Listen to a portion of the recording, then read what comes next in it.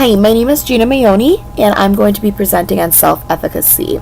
We're going to focus on the question of how does self-efficacy motivate students as lifelong learners, but we're also going to look at what we can do as teachers to motivate our students in the best ways possible. I have a quote here by Mahatma Gandhi. "If I have the belief that I can do it, I shall surely acquire the capacity to do it, even if I may not have it at the beginning." And what this means is that we can't really expect to accomplish our goals easily from the beginning. We might not have the support or the resources, but again, this is something that can be acquired. So we definitely want to set our goals and reach to achieve them.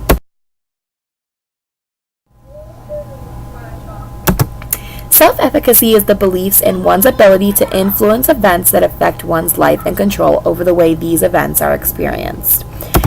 And we're going to be looking a lot at Albert Bandura, and he's one of the most well-known psychologists to study human psyche and positive psychology. Even at 91 years old today, his findings are still central in modern-day research.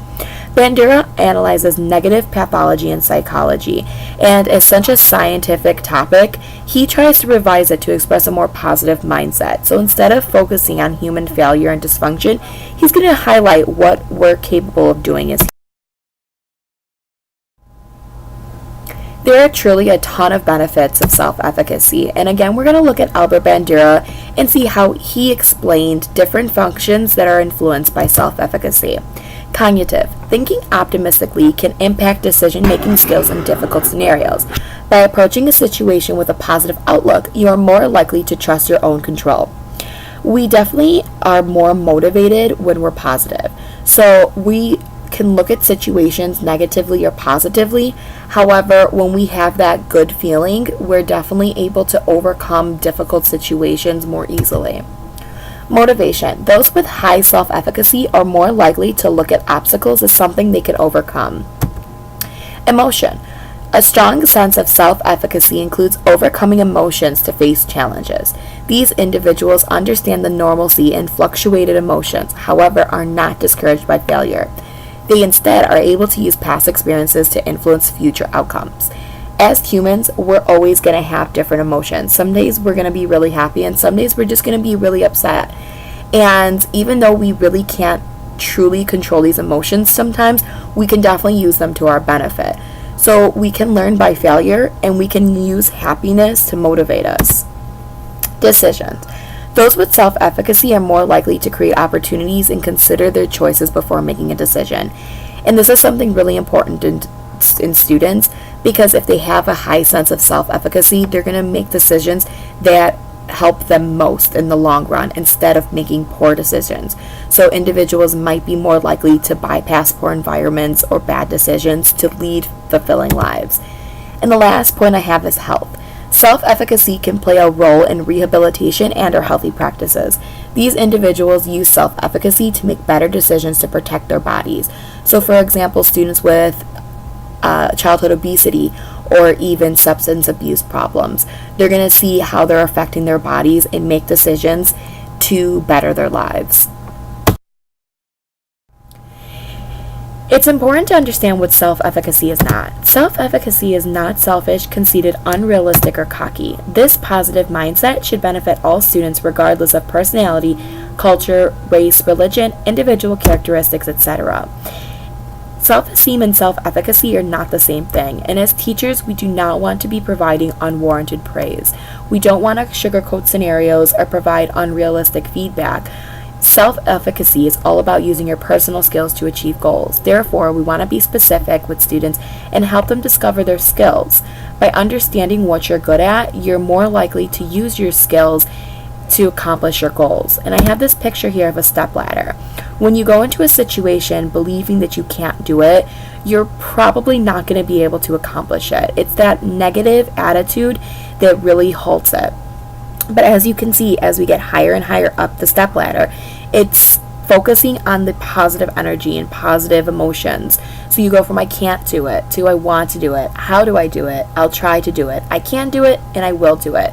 And we can understand that by using our goals, you can try to do it and perhaps succeed. Self-efficacy for students. There are several methods for students to develop a new mindset that influences a positive daily practice.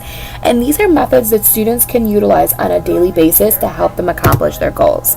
Mastery experiences. Students approach situations with a dedicated effort while experimenting with realistic and challenging goals. And this is something that you want your students to be doing independently.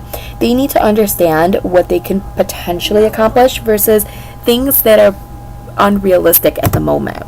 Social modeling. Students observe role models that demonstrate self-efficacy. These individuals have achieved goals and can provide motivation. And the great thing about today's day and age is that really anyone can be a role model. Students can even utilize social media to find these people. Social persuasion. Students use role models to influence their motivation and self-efficacy. Now, the difference between social modeling and social persuasion is that in social modeling, students are just observing role models, whereas in social persuasion, students are utilizing these role models to influence their motivation.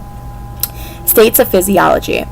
Students use self-examination and education to overcome potentially negative emotions that halt or postpone goals. So in self-efficacy, students are self-examining, they're looking at their decisions, and they're seeing, are they positive or are they negative to their goals? Self-efficacy for teachers. As you can see, I have a picture of I Knew You Could. And our main priority as teachers is believing in our students. So teachers can easily model and promote self-efficacy to help students become positive academic individuals with a strong self-esteem. Master practice. Teachers help students form reasonable goals and celebrate their achievements. And again, we want students to be forming goals independently. However, we can foster those goals and especially celebrate achievements. Social modeling. Teachers act as role models who demonstrate healthy self-efficacy skills. Students may or may not choose teachers as their role models. However, it's up to us to at least provide that opportunity. Social persuasion. Teachers provide opportunities for students to achieve goals in a safe and productive environment. Allow students to define their strengths and use them individually to face challenges. And there are ways that you can even include self-efficacy in assignments. But we need to be providing opportunities for students to self-reflect and understand what they're good at. Lastly, states of physiology. Teachers encourage both positive and negative emotions that influence self-efficacy. Students should understand that feelings, emotions, moods, and physical state are unique to each individual. And especially in middle school, when students just want to conform, it's important that they understand that every single person is different. And they can use their emotions positively and negatively. We can learn from our failures and we can utilize our happiness. Self-efficacy in assignments. As I noted, you can use self-efficacy in assignments, and here's just a list of a few tips and tricks to really clarify what you want your students to be doing. So the first one, create a clear deadline and expectation. If students know what's expected of them, they're more likely to create smart, beneficial goals and succeed. Scaffold student learning and model how students can complete tasks. Make sure that you're supporting their learning and then gradually pulling it. Provide honest feedback that includes both relevant and encouraging statements. You don't want to be completely straightforward and negative. However, you want to be relevant, you want to be honest, and you want to most importantly encourage your students. Lastly, allow students to collaborate, create, and choose. Those are the 3 C's. By collaborating, students are learning through each other. By creating, you give them something to be proud of that they created on their own. And by choosing, you're giving them the pride and confidence to select ideas on their own. Students should be able to take control of their learning, and those 3 C's are a really easy way to do that. My last slide is tips and tricks, and there's 5 tips and tricks to really help promote self-efficacy. Reflect on personal achievements. Number 1, understand how and why you succeeded on a task. Don't be vague. Understand what you did differently and how it helped you in the long run. Number 2, be realistic. An easy success with little effort leads you to expect quick results. Instead, overly difficult goals allow little room for achievement. So you want to have that happy medium. Have goals that are achievable. Do not be afraid of failure. Failure provides opportunities to learn and grow. Number 4, observe others. How do others like you achieve goals? And this is again looking at role models to see how other people succeed. If other people are able to achieve goals, so can you. And number 5, mind your mood. Try to maintain positive emotions. Again, as humans, our emotions are always going to fluctuate, but positive emotions tend to aid in problem-solving skills. If you can go ahead and press the play button, I'm going to come back in about a minute and a half and explain why I chose this scene.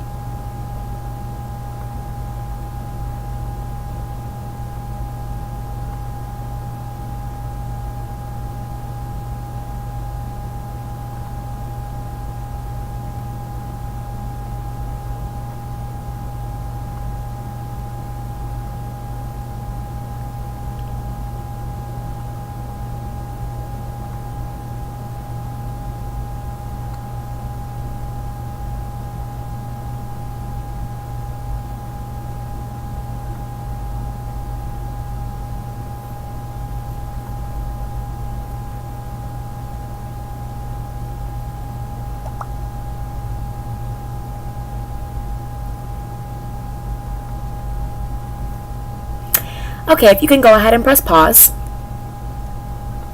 I wanted to discuss this clip a little bit, and I chose it because sometimes in the classroom, teachers can come off almost as shark-like. Students can be intimidated by us. We've been in the classroom for usually a couple years. We've been going to school for quite a while, and it almost comes off as if we're unapproachable, that we're too much higher than them for them to talk to us. We want students to be able to collaborate with us and for them to form goals with us, that if they have an issue, they can come to us for help. We don't want them to think that we're always there ready to attack or to bite or to make them feel bad about themselves. We're there to help them and to promote self-efficacy and to make sure that they're making decisions that truly benefit their goals. Resources. I have a few really great articles linked here, and if you have a chance, go ahead and take a look. I think you'll be able to learn quite a bit more. I want to thank you for listening to my presentation, and I hope you were able to learn a bit about self-efficacy. If you have any suggestions, please make sure to add some comments. I would love to hear what you guys have to say. I hope you have a really great summer, and remember to keep calm and always believe in yourself. Thank you.